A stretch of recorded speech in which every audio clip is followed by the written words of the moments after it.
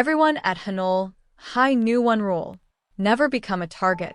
Because once the school decided you were weak, the decision was permanent and collective, and there was absolutely nothing you could do to reverse it. The students at the top controlled everything that mattered: who sat where, who ate lunch with whom, whose reputation survived the week, and whose didn't. They decided, with the casual authority of people who have never once been questioned, who the next victim would be. And once that decision was made, the entire school fell into alignment around it the way a current organizes itself around a drain. Jian learned the rule on his first day. He walked through the school gates carrying an old backpack, wearing glasses, keeping his head at the precise angle that communicated he was not looking for trouble. Thin, quiet. The kind of person whose entire physical presence seemed designed to take up as little space as possible. Within 5 minutes of arriving, every student who saw him had already made the same assessment. Weak. Easy target. Probably won't last a month. He heard them say it. He kept walking. At lunch, 3 boys positioned themselves in the hallway between him and the cafeteria with the practiced ease of people who had done this enough times that it no longer required discussion. The tallest one smiled, the specific smile that has nothing to do with warmth and everything to do with the pleasure of certainty. You're new, right? Jian nodded. Then you owe us a welcome gift. I don't have money. The tall boy grabbed the strap of his backpack. Then we'll take something else. The other 2 laughed. But Jian wasn't looking at the tall boy. He wasn't looking at the fists or the posture or any of the things a person usually looks at when they're trying to assess a threat. He was looking at their faces. All 3 of them, reading something different in each one. The tall boy had a bruise on his right knuckle, fresh, 2 days old at most, from something harder than a person. The second boy kept glancing at the classroom door to their left, checking it every few seconds with the nervous reflex of someone waiting for something they didn't want to arrive. The third boy wasn't laughing at all.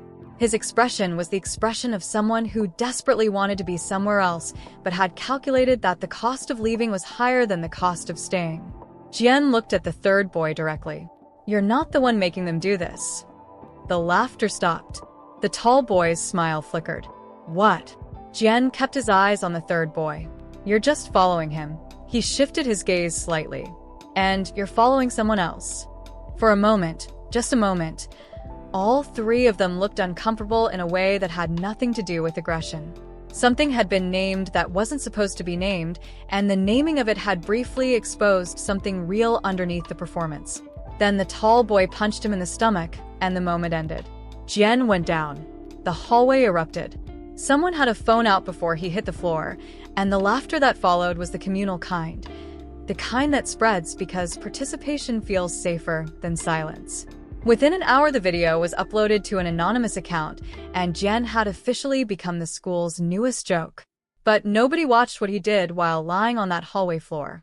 Nobody noticed that he wasn't covering his face or his stomach. He was looking outward, across the crowd that had gathered, memorizing it. Every face, every expression, the ones laughing loudly, the ones laughing quietly, the ones who had their phones out, and the ones, the smaller number, who had looked away. That night, alone in his room, he watched the video. Not the punch, not himself. He watched the crowd. Then he followed the anonymous account that had uploaded it and found something that stopped him completely. Dozens of similar videos. Different students, different incidents, different victims scattered across different months of the school year. But the same pattern repeating across every single one, the same framing, the same timing, the same angle of documentation that suggested whoever was recording these wasn't capturing them accidentally. Someone wasn't just bullying students.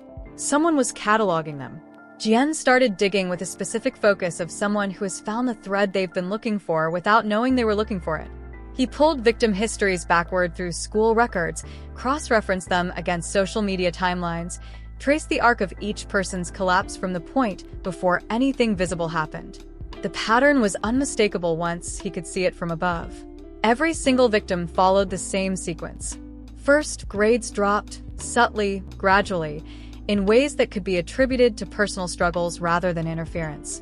Then friendships dissolved, one by one, each person drifting away with small excuses that individually seemed reasonable and collectively told a different story.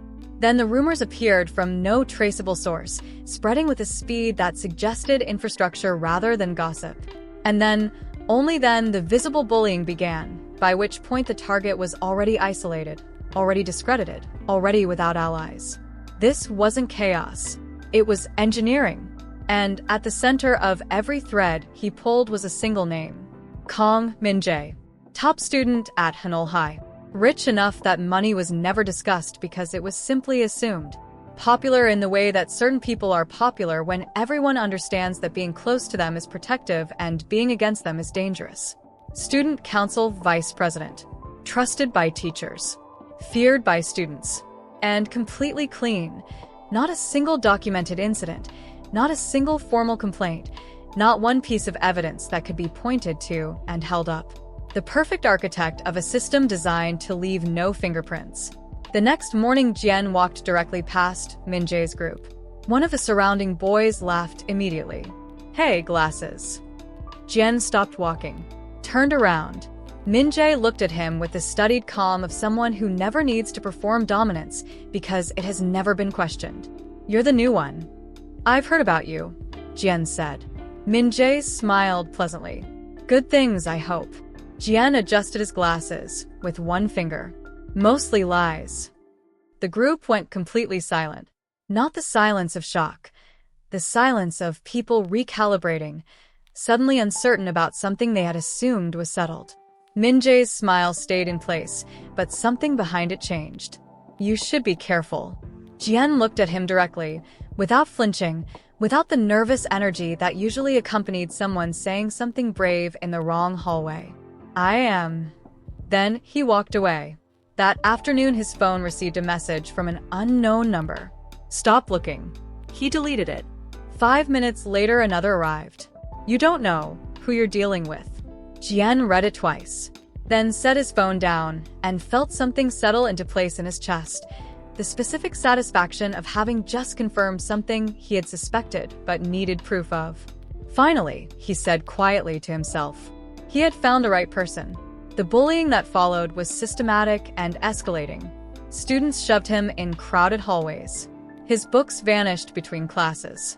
Someone emptied a water bottle across his desk while a teacher was present, and the teacher found somewhere else to look.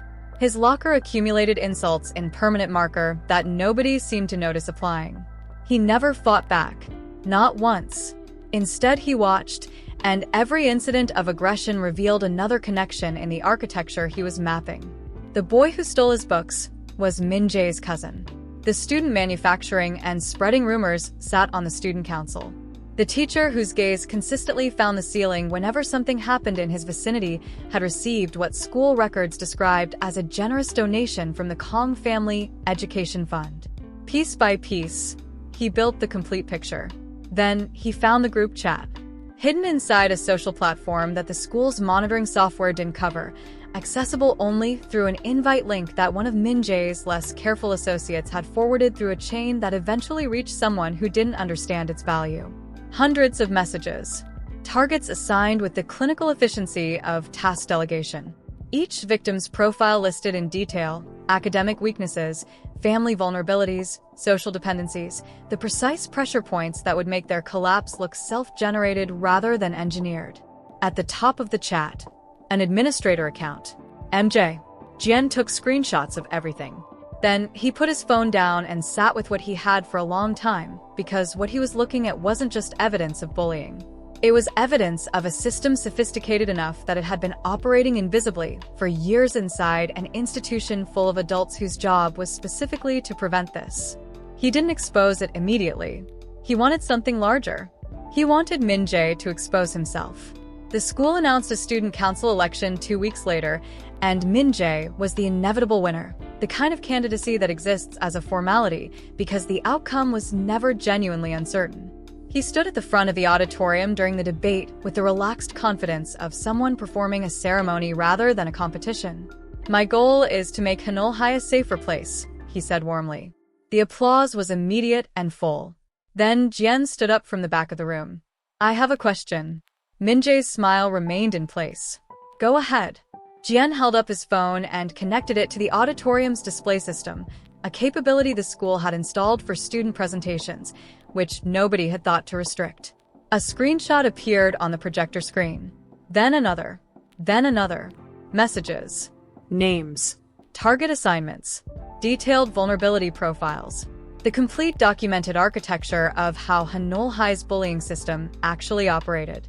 The room froze. Min-jae laughed, controlled, dismissive, the laugh of someone who is prepared for exactly this moment. Those are fabricated. Jian had expected that answer. He pressed play on his phone. Min-jae's own voice filled the auditorium, recorded and clear and completely undeniable. Make sure he doesn't come back tomorrow. A pause. Use the thing about his sister. The silence that followed was the silence of an entire room simultaneously revising its understanding of something it had believed with complete confidence. For the first time, the school's king had nowhere to move. But then Min-jae smiled. Not the performed smile. Something genuine underneath it, something that had been waiting, patient, for a specific moment. You thought that was enough? He stepped forward, pulling out his own phone, connecting it to the same display system. A photograph appeared on the projector. Jian's mother, standing outside a hospital entrance, unaware of being photographed, looking smaller than she should have looked in the frame. Jian went completely still. Min-jae's voice dropped to something quieter, more precise. Everyone has something they care about. For the first time since he had walked through Haneul High's gates, Jian's strategy had failed. Not because he had miscalculated Min-jae's evidence, because he had been so focused on dismantling a system that he hadn't accounted for the possibility that Min-jae had been studying him back with equal precision, not as another target, but as something else entirely. That evening, Jian waited outside the hospital. Min-jae arrived alone, which told Jian something important about what kind of conversation this was going to be. You should stop, Min-jae said. Or what? I'll destroy your family. Jian looked at him for a long moment. Then he laughed, quietly, without humor, with the specific sound of someone who has been waiting for the right moment and has just recognized it. I knew you'd say that, he said. He held up his phone. The recording indicator had been running since before Min-jae arrived. Min-jae's eyes widened slightly, the first genuine surprise Jian had seen from him. I sent everything I have to 37 people before I came here, Jian continued. Journalists, former victims, parents. If anything happens to my mother, everything becomes public within the hour. Simultaneously, too many sources to suppress. Silence stretched between them. Jian stepped forward. You want to know why I never fought back physically? Because fists only hurt the person in front of you. He held Min-jae's gaze. A plan can bring down an entire system. Min-jae stared at him. Then he did something completely unexpected. He laughed. Not nervously. Genuinely. The laugh of someone who has just received confirmation of something they had hoped for but hadn't been certain of. You really are different, he said. Jian frowned. What? Min-jae's expression settled into something more honest than anything Jian had seen from him before. He pulled out a second phone, older, separate from the one he'd used in the auditorium, and turned the screen toward Jian. Not a list of students. A list of schools. Dozens of them, spread across multiple cities, each one with student names and hierarchy structures and the same pattern of engineered social collapse that Jian had spent months mapping inside Haneul High. Haneul High was one entry among many. You thought I created the system, Min-jae said quietly. Jian stared at the screen. I inherited it. From who? Min-jae looked toward the city spreading beyond the hospital lights. People who graduated years ago. People who now sit in boardrooms, manage universities, advise government offices, run hiring committees at the companies every student here wants to work for someday. He paused. The school doesn't just teach students. It sorts them. The ones who survive the hierarchy learn how to operate inside it. And the ones who figure out how to dismantle it, he looked at Jian directly, those are the ones who actually get noticed. Jian understood, all at once and completely, what Min-jae had actually been doing for the past months. Not choosing another victim. Choosing something else. I'm not joining you, Jian said. Min-jae smiled. I know. Then why? That's exactly why I chose you. The next morning, Haneul High was unrecognizable. The group chat had been leaked across every platform simultaneously, reaching parents and journalists and government education officials before any suppression was possible. Teachers were placed under investigation. Students who had participated in organized bullying campaigns were formally identified and exposed.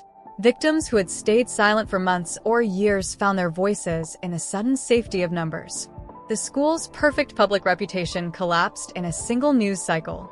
Min-jae disappeared from campus. The student council dissolved under administrative pressure.